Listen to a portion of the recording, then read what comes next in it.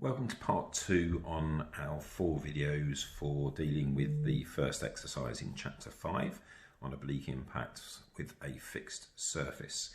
So here we're going to look at the first 2 examples in the book. And the first example there, we have a smooth sphere S is moving on a smooth horizontal plane with speed of u when it collides with a smooth fixed vertical wall. At the instant of collision, the direction of moving S makes an angle of 60 degrees with the wall to the vertical, and we're told that the coefficient of restitution is 1/4. And we need to find the speed of S immediately after the collision, so find out the value of V. And then we need to find the angle of deflection. So if I just call that angle alpha, and we'll add those two together at the end for our angle of deflection. Now, if this was an exam question, I think to be fair, it would say find the speed of S in terms of u. If we don't know the value of u, then our answer at the end is going to be in terms of u. So let's work through what we have. So once again, parallel to the surface. So here we are going to have u cos 60 degrees, and at right angles to the surface, we are going to have u sine 60 degrees.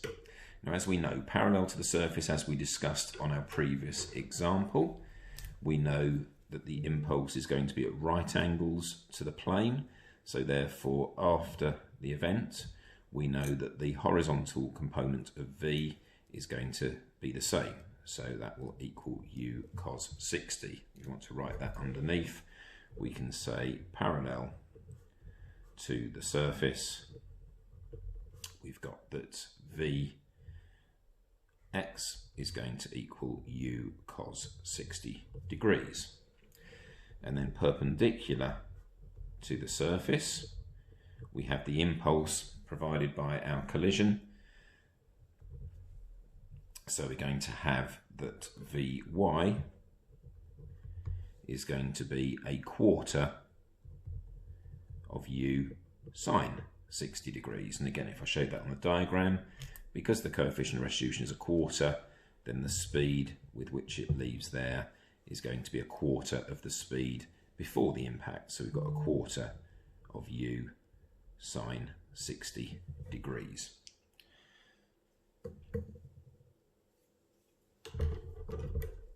So we know cos 60 is 1/2, so that's going to equal u over 2.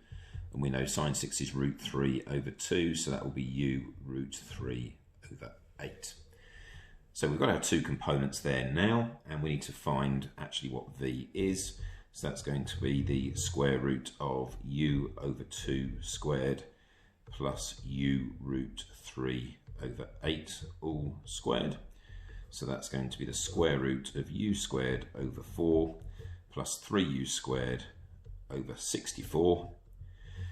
If I times that by that value there, by 16, then we're going to have 19u squared over 64. So we have that V is going to equal u root 19 over 8. And as you can see there, the speed is in terms of u, as we suspected it would be. Okay, and then finally we need to find our angle of deflection. So that's our answer to part A. The angle of deflection, again, I can find out the value of alpha because tan alpha is going to equal opposite, which was u root 3 over 8 divided by the adjacent side, which is u over 2. The u's cancel out, so we're going to have root 3 over 4. Therefore, alpha, that ends up being 23.4 degrees to 3 significant figures. So as we said in the last video, the angle of deflection is going to be 60 plus 23.4 degrees, which is going to equal 83.4 degrees. Just put that there for our next example. Okay, example 2 is another common exam question. Here we have a small smooth ball is falling vertically, and the ball strikes a plane that is inclined to the horizontal by an angle of alpha. So the important thing to note here, the impulse, once again, is going to be in this direction, okay, at right angles to the surface, if you think of it as we had there, just obviously skewing it round to the plane. And we are told this time that the coefficient of restitution between the pool and the plane is 1/2. So we've got E equals 1/2 this time. We're also told that tan alpha is equal to 1/2 also. So if we just set up our little Pythagorean triple, so that means we've got 1, 2, √5. So whenever we need it, sine alpha is going to equal 1/√5, and cos alpha is going to equal 2/√5. So we've got our values there ready to go. Just making sure that both things were 1/2, which they are. So both the coefficient of restitution and the tan of alpha. So it's the same principle as before. So prior to the impact, if I use my green pen to be consistent there again, we have a speed of 5 sine alpha, and we have a speed going into the plane of 5 cos alpha. So after the event, here we're only finding the speed of the ball afterwards. So again, we can put our two components in there ready, and we're going to have that the velocity, sorry, the speed, I keep saying the velocity, the speed parallel to the surface.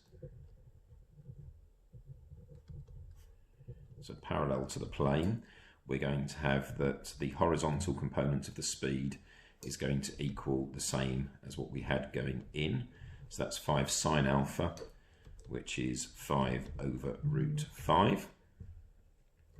And perpendicular to the plane, we can say that the vertical component, if I just call those Vx and Vy again, so the vertical component of our speed is going to be 1/2 of 5 cos alpha, which is going to be 5 halves times by 2/√5, so that's also going to be 5/√5. So therefore, to find the speed after the collision, we've got the square root of 5/√5 squared plus another 5/√5 squared. So that's obviously going to be 25 divided by 5, so the square root of 5 plus 5, which is the square root of 10 meters per second. Right, that gives you all you need until we get to the vectors questions. So in video 3, I will do the example on the vectors to show a massive advantage with the vectors questions generally, because you actually get your horizontal and vertical components already given to you. However, in the 4th video, I will pick one of the questions from the book which causes difficulties, and that's when you have vectors but you have an inclined plane. And we'll talk about some of our knowledge from pure maths in what we can use there to help us with those questions. So good luck with the first few questions, and I'll join you for videos 3 and 4 in a moment when we move on to vectors.